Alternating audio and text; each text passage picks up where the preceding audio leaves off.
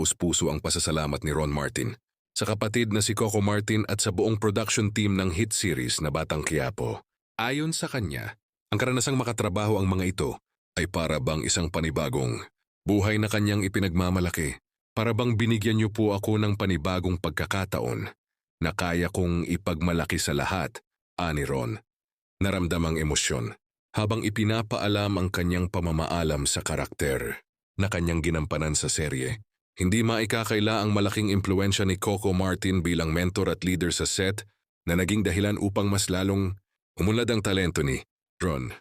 Bukod sa suporta ng aktor, pinuri rin niya ang dedikasyon ng buong staff na laging handang magbigay ng pinakamahusay para sa proyekto.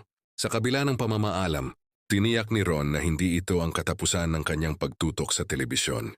Ayon sa kanya, asahan ang muling paglabas sa kapamilya. Programs kung saan ipapakita niya ang husay at galing na kanyang nahasa sa Batang Quiapo.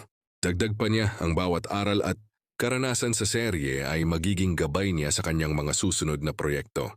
Maraming natutunan sa set na ito, hindi lang sa pag-arte kundi sa pagtutulungan at pagiging pamilya sa trabaho, paliwanag ni Ron.